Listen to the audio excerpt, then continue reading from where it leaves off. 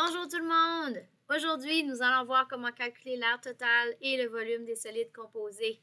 Bien évidemment, c'est une technique que je vous montre. Il y a différentes façons d'y procéder. Moi, je vous montre ma façon préférée. Donc, qu'est-ce que c'est d'abord un solide composé? C'est un solide qui est formé de deux ou plusieurs formes. Il faut faire bien attention à bien décomposer nos solides. Donc, il faut identifier nos solides de base. Ensuite, choisir les bonnes formules et faire le calcul. En volume, ça va assez bien, habituellement, parce que tu vas juste additionner 2 ou 3 volumes ensemble, alors que l'air, c'est un peu plus complexe. Il faut que tu t'assures de bien visualiser toutes les faces qui sont à l'extérieur de la forme, parce que tu ne veux pas calculer l'air des faces à l'intérieur. Alors, tu dois vraiment bien comprendre et visualiser ton solide dans ta tête. Alors, voyons l'exemple ici. Donc, on va commencer avec l'aire totale. Donc, si on vient identifier nos deux solides, et moi, j'aime bien recopier mes solides à côté pour les avoir visuellement. Donc, à la base, ici, on a un prisme à base rectangulaire. Ici, on regarde les dimensions. La base est 2 cm par 2 cm et la hauteur est 3 cm. Ensuite de ça, sur le dessus, ici, on a une petite pyramide. Et voilà. La pyramide est aussi à base carrée de 2 par 2. Et ici, l'information que je connais, c'est ma hauteur à l'intérieur qui est de 1,2 cm. Alors, d'abord, l'aire totale. OK? Alors, moi, j'aime de créer mes propres formules. Donc, l'aire totale de cette forme ici. Bon, moi, là, personnellement, j'aime partir du bas et monter. C'est comme ça que moi, je le fais. Donc, je sais que j'ai l'aire de mon carré qui est au sol. OK? Alors, j'ai l'aire de la base qui est carré. Ensuite de ça, qu'est-ce que j'ai comme aire? Et là, je vais changer de couleur.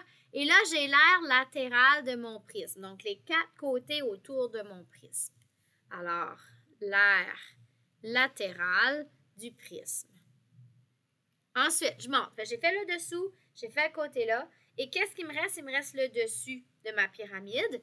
Et ça, on va prendre une autre petite couleur. Ça, c'est l'aire latérale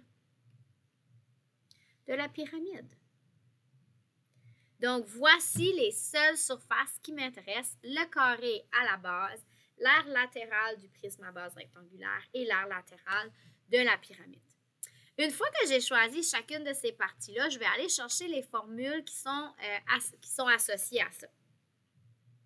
Donc, l'aire de ma base qui est un carré, c'est la base fois la hauteur de mon carré, bien évidemment. Plus, si je vais chercher la formule pour l'aire latérale d'un prisme, c'est le périmètre de ma base fois ma hauteur de mon prisme. Plus, l'aire latérale de la pyramide, c'est le périmètre de la base de la pyramide fois le A de ma pyramide divisé par 2. Fait que là, j'ai été identifier chacune des surfaces à calculer et j'ai associé la bonne formule. Maintenant, on va remplacer nos données. Donc, mon carré qui est à la base, c'est 2 par 2. Alors, 2 fois 2.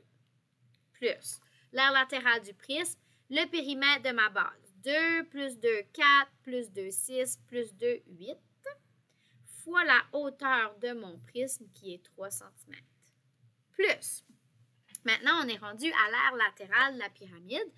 Donc, le périmètre de ma base de ma pyramide, c'est le même que mon autre périmètre. Donc, c'est 8 fois l'apothème. Oh! Ici, je ne connais pas l'apothème. Donc, un rappel que l'apothème, c'est mon côté ici qui suit mon triangle.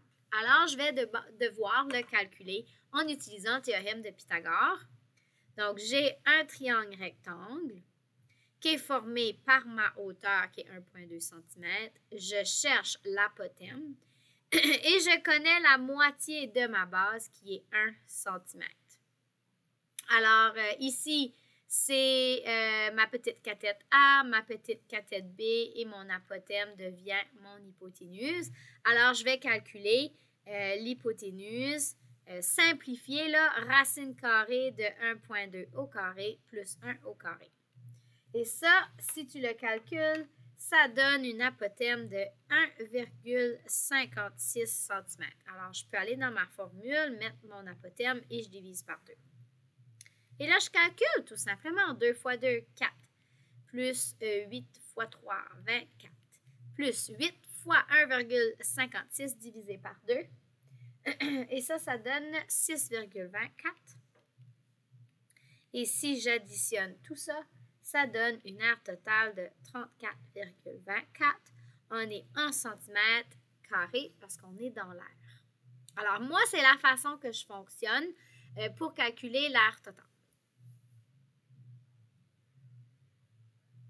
Le volume, un peu plus simple, parce qu'ici, j'ai deux formes. J'ai mon prisme à base rectangulaire. J'ai ma pyramide. Alors, mon volume total va être le volume du prisme plus le volume de ma pyramide. Aussi simple. Donc, je vais aller identifier les bonnes formules. Donc, la formule pour le volume d'un prisme, c'est l'aire de la base fois H, plus la formule pour le volume d'une pyramide, l'aire de la base fois H divisé par 3. Et là, on va remplacer. Donc, mon prisme, sa base, c'est mon carré qui mesure 2 par 2 fois la hauteur de mon prisme 3. Ceci, ça devrait être facile à ce point-ci dans vos apprentissages.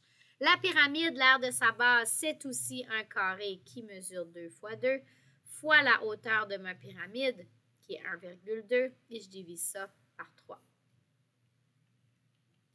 Alors, pour le volume total, on a 12 plus 2 fois 2 fois 1,2 divisé par 3, ça donne 1,6. Non, ça donne pas, oui, ça donne 1,6. Et ça donne que mon volume total est 13,6. C'est des centimètres cubes pour le volume. Voilà. Donc, assure-toi de bien identifier tes solides de base. OK? Tu vas toujours avoir un solide de base qu'on a vu, nos 6 solides de base. Ensuite de ça, je te recommande de recopier le solide séparément pour bien identifier chacune des informations, chacune des dimensions. Et ensuite, fais sûr de bien identifier les surfaces que tu dois calculer. Tu as toujours le droit en salle de classe d'utiliser nos formes en bois. La plupart du temps, tu peux recopier à peu près la même forme. Ça te permet de visualiser ta forme en 3 dimensions. Bonne chance!